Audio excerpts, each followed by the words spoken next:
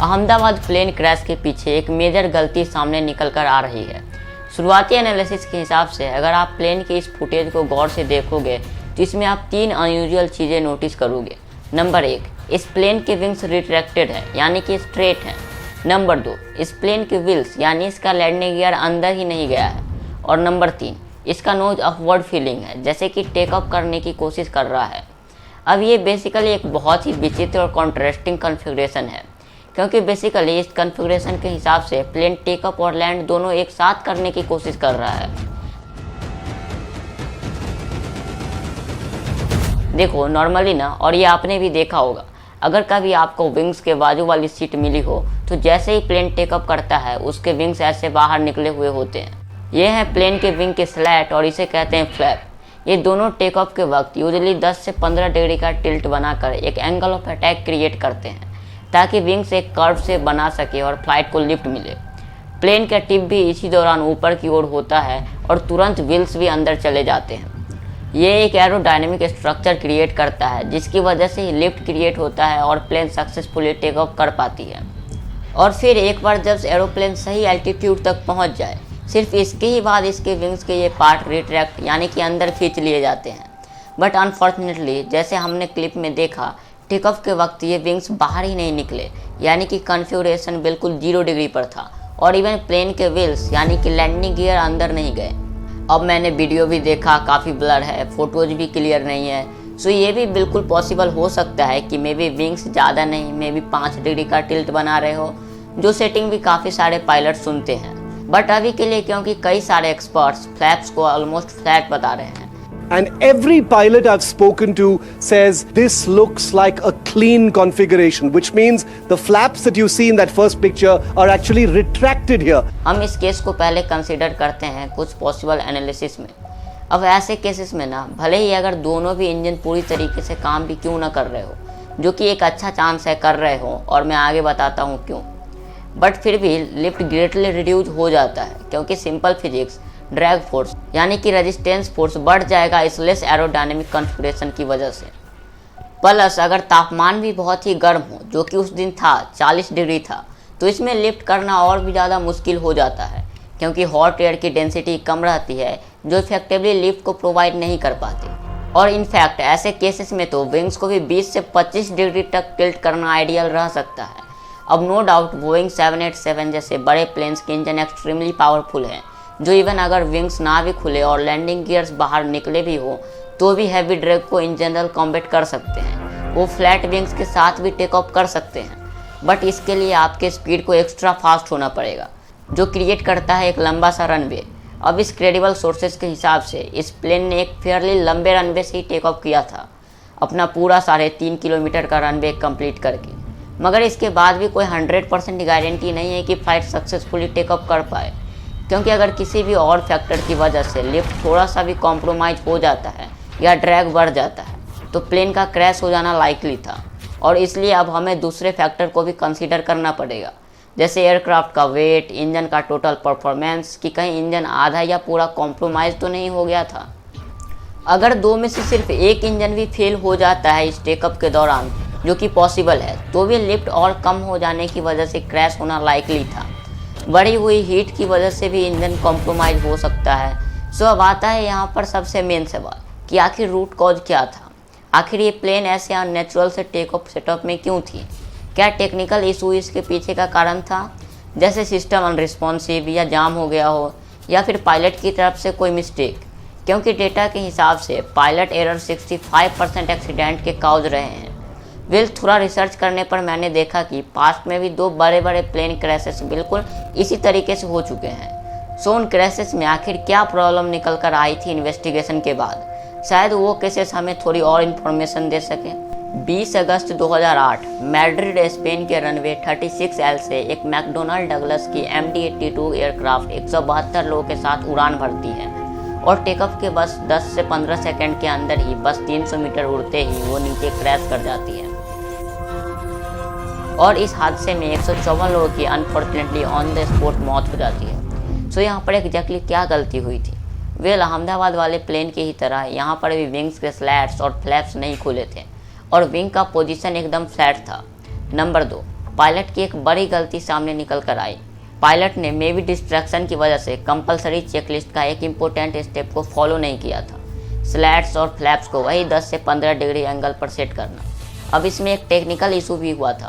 Basically plane के maintenance के समय एक पार्ट रिले R25 सिस्टम को डिसेबल कर दिया गया था ओवरहीटिंग के एक इशू को फिक्स करने के लिए, मगर किसी को भी ये नहीं पता था और मैकेनिक के प्रोसेस में भी ये नहीं लिखा गया था, ना ही उन्हें सिखाया गया था कि ये रिले R25 सिस्टम एक सिक्योरिटी अलार्म के साथ भी कनेक्टेड था, जो बजना चाहिए था अगर कभी पायलट ने बाय मिस्टेक चेकलिस्ट के किसी स्टेप को स्किप कर दिया हो।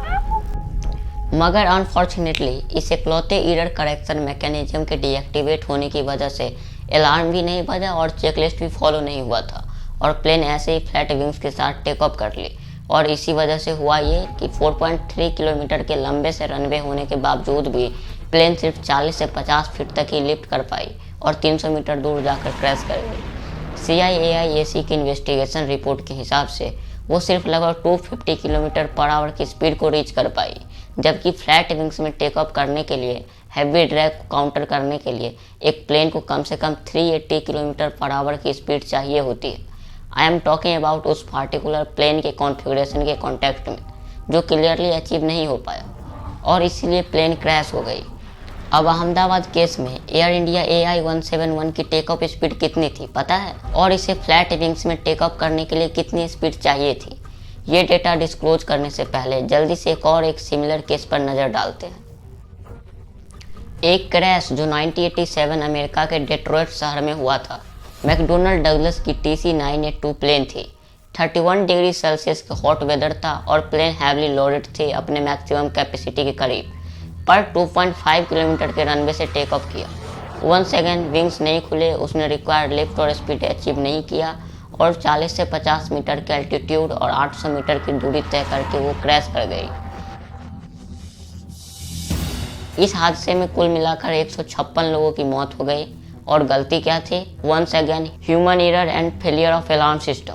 अच्छा, अहमदाबाद वाले बोइंग 7878 ड्रीमलाइनर में एक बहुत ही स्ट्रॉन्ग अलार्म सिस्टम होता है जो बेसिकली मैनुअली ओवरराइड किए बिना प्लेन को टेक ऑफ करने ही नहीं देगा। अब अगर आप एनालाइज करोगे ना तो ये दोनों भी नॉर्थ वेस्ट और स्पेन एयरलाइंस वाले केसेस और अहमदाबाद क्रैश वाले केसेस बहुत ही ज़्यादा मैच करते हैं। इसमें बस सिर्फ कुछ ही डिफरेंसेस हैं। इन डिफरेंसेस को मैं फटाफट एक एक करके लिस्ट करता हूँ ताकि इस मामले में थोड़ा और डीप जा सके। नॉर्थ वेस्ट और स्पेन एयर वाले प्लेन्स हवा में सिर्फ 50 फीट तक ही ऊपर लिफ्ट गेन कर पाए और 1 किलोमीटर के अंदर ही 15 से 20 सेकंड तक फ्लाई करके नीचे गिर गए। मगर दूसरी तरफ एयर इंडिया AI-171 पूरे 625 फीट तक लिफ्ट हुआ, 30 सेकंड्स तक इन एयर रहा और फिर 2.5 किलोमीटर तय करके क्रैश कर गया। 30 सेकंड इन एयर, ये इनकी ट्रेजेक्टरी का आप ग्राफ देख सकते हो। देखना AI-171 का ज़्यादा स्ट्रॉन्ग टेकअप था। अब इस डिफरेंस के पीछे क्या एक्सप्लेनेशन हो सकता है? वेल, मेरे एनालिसिस के हिसाब से इसके 2 पॉसिबल एक्सप्लेनेशन हो सकते हैं और ये मैं प्योरली सिर्फ एग्जिस्टिंग इन्फॉर्मेशन और पास्ट के केसेस के बेसिस पे बोल रहा हूँ, क्योंकि अभी भी क्रैश के बाद सारे डिटेल्स निकालना बाकी है। सबसे पहले तो देखो, AI-171 एक बोइंग का 787 ड्रीम लाइनर था जिसका इंजन इन दोनों एयरक्राफ्ट से कम 3 गुना ज़्यादा पावरफुल है, प्लस इसका विंग स्पैन भी ज़्यादा बड़ा है। मतलब ये कम डिस्टेंस के रनवे में भी पोटेंशियली ज़्यादा लिफ्ट गेन कर सकता है। इस वजह से शायद ये ज़्यादा हाई जाकर ज़्यादा डिस्टेंस कवर कर पाया, बट क्योंकि इसकी स्पीड काफ़ी नहीं थी इसीलिए 625 फीट पहुंचते ही ये डिसेंड करने लग गया। दूसरा एक्सप्लेनेशन यह हो सकता है कि शायद AI-171 का एक या दोनों इंजन फेल हो गए थे, जिस वजह से इसने इनिशियली तो स्ट्रॉन्ग लिफ्ट लिया मगर इंजन फेल होते ही ये कोलैप्स भी कर गया। अब एक एयरक्राफ्ट के एक इंजन फेल होने की संभावना 1 in 3.5 लाख होती है और दोनों इंजन एक साथ फेल होने की 1 in 100 करोड़। बट यहाँ पर क्योंकि विंग्स खुले ही नहीं थे तो अगर एक भी इंजन खराब हो जाता तो भी प्लेन का क्रैश होना लाइकली था। अच्छा, एक और वीडियो बहुत ही रिसेंटली निकला है, इसमें ये जो आवाज़ आप सुन सकते हो ना, एकदम शार्प सी, ये एक टरबाइन यानी कि चक्के की घूमने जैसी आवाज़ है और इस नए वीडियो को जूम करने के बाद एक हल्का सा डॉट भी दिखाई दे रहा है। सो ये आवाज़ और डॉट बेसिकली रैट यानी कि रैम एयर टरबाइन हो सकता है। जो बाहर पॉप हो जाता है डबल इंजन फेलियर या इलेक्ट्रिसिटी या इवन हाइड्रोलिक फेलियर के भी केस में। डिफरेंस नंबर 2 है टेक ऑफ स्पीड। स्पेन और नॉर्थ वेस्ट एयरक्राफ्ट को नॉर्मली फ्लैप्स को 10 से 15 डिग्री खोल के टेक ऑफ करने के लिए कम से कम 250 किलोमीटर पर आवर की स्पीड जनरेट करनी पड़ती है और फ्लैट विंग्स में 380 किलोमीटर पर आवर की स्पीड, जो कि हैविली रनवे में इम्पॉसिबल है क्रिएट कर पाना। But AI-171 aircraft last communication से पता चला कि 625 फीट तक पहुंचने तक उसकी स्पीड 322 किलोमीटर पर आवर थी, मगर क्योंकि विंग्स फ्लैट थे और लैंडिंग गियर भी निकला हुआ था तो इस बढ़ते ड्रैग की वजह से उसे कम से कम 450 किलोमीटर पर आवर की स्पीड हासिल करनी थी, जो कि वो अचीव नहीं कर पाया। अब बात करते हैं डिफरेंस नंबर 3 की। पहले के दोनों स्पेन एयर और नॉर्थ वेस्ट एयरलाइन क्रैशेस में नीचे गिरते वक्त प्लेन का एक विंग एक साइड में टिल्ट हो गया था। अहमदाबाद के केस में जैसे आप देख सकते हो ऐसा नहीं हुआ, प्लेन काफ़ी स्टेबलाइज लग रहा है नीचे जाते हुए। अब इसके पीछे भी 2 एक्सप्लेनेशन हो सकते हैं। पहला कि मॉडर्न 787 जैसे एयरक्राफ्ट विंग स्टेबलाइजेशन जैसे एडवांस फीचर के साथ आते हैं, जिस फीचर ने शायद AI-171 को बबल होने से बचाया। दूसरा कि शायद इंजन ही बंद हो गया हो तो बिना फॉरवर्ड थ्रस्ट के बबल होने का सवाल ही नहीं आता, अगर नोज ऊपर की तरफ पॉइंट कर रहा हो तो। सो ये सारे केसेस को एनालाइज करके based on current data we have, मुझे पर्सनली 2 पॉसिबिलिटीज़ लग रही है। या तो ह्यूमन एरर और टेक एरर की वजह से फ्लैप्स नहीं खुले, या फिर एक या दोनों इंजन एक साथ बंद हो गए। अब इन दोनों में भी मुझे पहली पॉसिबिलिटी ज़्यादा क्यों लग रही है, क्योंकि नंबर 1 एयरक्राफ्ट की वीडियो में कोई भी स्पार्क, फ्लेम या स्मोक इंजन से आते हुए हमें नहीं दिख रहा है। नंबर 2 एयरक्राफ्ट के इकलौते सर्वाइवर ने भी अपने इंटरव्यू में बताया कि इंजन के रेस करने की बढ़ती हुई आवाज़ सुनाई दे रही थी। बाद में वो पता नहीं वो प्लेन टेक ऑफ ज़्यादा करने के लिए वो रेस तो बोलते हैं क्या रेस दिया होगा ऐसा कुछ। मे बी पायलट्स उस वक्त गिरते हुए एल्टीट्यूड को देखकर उन्होंने इंजन के फुल थ्रोटल ऑन कर दिया हो, बट प्लेन फिर भी क्लाइंब नहीं कर पाई अनफॉर्चुनेटली, जैसे पिछले 2 क्रैशेस में हमने देखा। नंबर 3 दूर दूर तक जैसे आप वीडियो में देखोगे कोई डेब्रिस भी दिखाई नहीं दे रहे हैं, तो बड़ी हीट की वजह से इंजन डैमेज होने की चांसेस भी रेयर लग रहे हैं। और फाइनली नंबर 4 इंजन कोलैप्स की भी प्रोबेबिलिटी बहुत ही कम है और डबल कोलैप्स की तो 100 करोड़ में 1 है। अब अगला आर्गुमेंट सपोर्टिंग कि इंजन का भी इशू हो सकता है। विटनेस ने जो तेज रोलिंग आवाज़ सुनी, बाद में वो पता नहीं वो प्लेन टेक ऑफ ज़्यादा करने के लिए वो रेस तो बोलते हैं क्या रेस। और कुछ रिपोर्ट में तो एक लाउड नॉइज के बारे में भी बताया गया और लाइट्स भी फ्लिकर हो रहे थे। इवन इस हाल ही में निकले वीडियो में ये आवाज़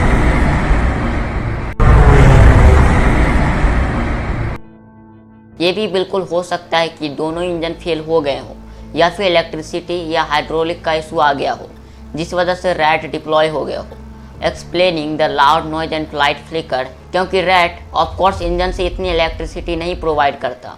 अब एग्जैक्ट प्रॉब्लम इसमें क्या थी, इस पर इन्वेस्टिगेशन अथॉरिटीज़ ने काम शुरू कर दिया है और कुछ ही महीनों में एक प्रॉपर डिटेल रिपोर्ट पब्लिश की जाएगी। प्लेन के दोनों ब्लैक बॉक्सेस को सक्सेसफुली रिट्रीव भी कर लिया गया है। एक ब्लैक बॉक्स बेसिकली 2 बॉक्सेस का एक सेट होता है जो सेपरेटली रखा जाता है एक प्लेन में। एक बॉक्स का नाम होता है कॉकपिट वॉइस रिकॉर्डर, जिसमें सारा कॉकपिट का ऑडियो रिकॉर्ड किया जाता है, जैसे पायलट के आपस में कन्वर्सेशन, सिस्टम के अलर्ट बीप्स या फिर वार्निंग साउंड्स, इंजन का साउंड आदि। दूसरे बॉक्स का नाम होता है फ्लाइट डेटा रिकॉर्डर, जो बेसिकली फ़्लाइट के सारे टेक्निकल डिटेल को रिकॉर्ड करता है, जैसे altitude, air speed, engine performance, electrical system का स्टेटस, विंग पोजीशन, जो भी क्रैश से पहले था। इससे हमें बहुत सारा क्रूशियल इन्फॉर्मेशन मिल सकता है जो एग्जैक्टली बता पाएगा कि हुआ क्या था। लेकिन ये सब का परिणाम आखिर क्या होगा? क्या रिपीटेड नेग्लिजेंस की वजह से इन एयरलाइन कंपनीज पर कोई एक्शन भी लिया जाएगा? वेल, आप सुनकर शॉक हो जाओगे, मगर लेटेस्ट एयरलाइन पॉलिसी भारतीय वायुचलान अधिनियम 2024 के हिसाब से DGCA, जो एयरलाइन की रेगुलेटरी बॉडी है, एयरलाइन कंपनीज पर मैक्सिमम सिर्फ 1 करोड़ रुपए का फाइन लगा सकती है, चाहे वायलेशन कितना भी सीवियर क्यों न हो, जबकि कंपनीज का डेली रेवेन्यू इजीली 100 करोड़ रुपए पार जाता है। उन्हें बस 1 करोड़ रुपए का फाइन, ये उनके लिए चिल्लर भी नहीं है। और ये तो अपडेटेड फाइन है। हाँ, इसके पहले तो बाबा आदम के ज़माने का 1934 एयरक्राफ्ट एक्ट के फाइन्स चल रहे थे, जो सिर्फ 10 लाख पर वायलेशन थे। जस्ट फॉर कंपैरिजन, दूसरी कंट्री जैसे अमेरिका में FAA फेडरल एविएशन एडमिनिस्ट्रेशन के लिए कोई भी कैप नहीं होता, वो सेवेरिटी के अनुसार जितना चाहे उतना फाइन मार सकती है। जैसे हाल ही में 2023 में उन्होंने साउथ वेस्ट एयरलाइन पर ही $140 मिलियन यानी कि 1200 करोड़ की सिविल पेनल्टी फाइन मारी। और पता है रीजन क्या था? क्योंकि उन्होंने विंटर स्टॉर्म्स की वजह से 8000 फ्लाइट को कैंसिल कर दिए थे, जिससे लोगों का भारी नुकसान हुआ था। FAA तो सीधा बोइंग जैसे मैन्युफैक्चरिंग कंपनीज को भी रेगुलेट करती है, जिसने हाल ही में बोइंग को भी $2.5 बिलियन यानी कि 21,500 करोड़ का फाइन मारा था 2018 और 2019 के 737 मैक्स प्लेन क्रैशेस के लिए, जिसमें 300 प्लस लोगों की जान चली गई थी। You get paid to do exactly? I get paid to run the Boeing company. I mean, do you get paid for transparency? I think the board counts on me for transparency. Really? Because you're under investigation for falsifying 787 inspection records. Doesn't sound like a lot of transparency to me. मगर DGCA का Boeing जैसे manufacturing company पर तो almost zero regulation है, और 240 लोगों की casualty के बाद एयर इंडिया को क्या पेनल्टी भरना पड़ रहा है? वेल, बस कुछ अराउंड 2.8 करोड़ पर पर्सन, इंक्लूडिंग मॉनेटरियल कन्वेंशन ऑफरिंग। जबकि इस प्लेन क्रैश से एयर इंडिया को कुछ 2400 करोड़ तो सिर्फ इंश्योरेंस मनी ही मिलने वाला है। मतलब जिन पैसेंजर का यूके जैसे कंट्री में आना जाना था, उनकी जान की कीमत बस ये 2.5 करोड़ रुपए ही है। अभी इन्वेस्टिगेशन में बाहर आएगा कि एग्जैक्टली किसकी गलती थी, बट एयर इंडिया काफ़ी नोटोरियस रहा है इन द फास्ट सर्विसेज और सिक्योरिटी लैप्सेस के लिए भी। जस्ट रिसेंटली 2023 में एयर इंडिया के चीफ सेफ्टी ऑफिसर को सस्पेंड किया गया था फेक रिपोर्ट्स बनाने के लिए कि सारे DGCA mandatory accident prevention protocol को वो प्रॉपरली फॉलो कर रहे हैं। जस्ट इमेजिन ये कितना बड़ा क्राइम है। मगर इसकी पेनल्टी क्या थी? बिल बस 1 महीने का सस्पेंशन, और फिर वो ऑफिसर वापस से अपनी ड्यूटी पर आ गया। और एयर इंडिया की सर्विसेज पर तो कई सालों से सवाल उठाए जा रहे हैं। ये देखना, बिजनेस क्लास की छत से लिटरली पानी टपक रहा है, वायर्स लटक रहे हैं, इंटरटेनमेंट स्क्रीन तो काम ही नहीं कर रही, सीट्स तक टूटी पड़ी है। और बोइंग 787 ड्रीमलाइनर, जिसे बोइंग का PR सबसे सेफेस्ट एयरक्राफ्ट कहता है, उसका भी ट्रैक रिकॉर्ड काफ़ी ख़राब है। 4 बार तो इसकी डिलीवरी ही पुश हो गई थी, बार कुछ टेक्निकल मैल फंक्शन की वजह से। बोइंग के ही क्वालिटी इंजीनियर सैम सेलेपुर ने बोइंग के इस मॉडल के पीछे कई सिक्योरिटी कॉम्प्रोमाइजेज को पब्लिकली एक्सपोज किया था। Companies taking manufacturing shortcuts on the 787 program, not properly closing thousands of gaps in its assembly of the fuselage on major joints. पहले 2 विसल ब्लोअर जोश डीन और जॉन बार्नेट तो mysteriously expose करने के बाद मर चुके हैं, बट सैम को भी एक इनडायरेक्ट धमकी मिली थी उसके ही बॉस से, जब उन्होंने इंटरनल मीटिंग में ये मुद्दा उठाया था। और बॉस ने कहा था, I would have killed someone who said something like you in a meeting. ये बिल्कुल क्लियर है कि इतने PR के बाद भी पिछले 5 सालों में बोइंग के प्लेन्स ने कई सारे क्रैशेस दिए हैं। मे बी सभी में डिजाइन फॉल्ट्स नहीं थे, मगर कॉम्प्लिकेटेड और almost human error prone operational process बनाना भी अपने आप में सेफ्टी को कॉम्प्रोमाइज करना है, जो ये कंपनी आराम से कर लेती है अपने टारगेट्स को मीट करने की जल्दी में।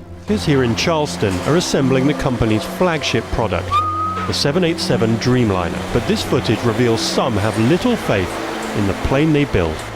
You flying one? No. You won't fly in one. Did you fly one of these planes? I wouldn't fly one of these planes because I see the quality going down around here. Of 15 workers asked randomly, 10 said they would not fly on the Dreamliner. They're not even allowing quality control to do their job. How does that make you feel as a flyer? Oh yeah, I'm not flying on a 787. So it's high time now हमें India में strong regulation लाने होंगे, वरना देश के लोग ये अच्छे से समझ जाएंगे कि देश में एक इंसान की जान की कोई कीमत नहीं है।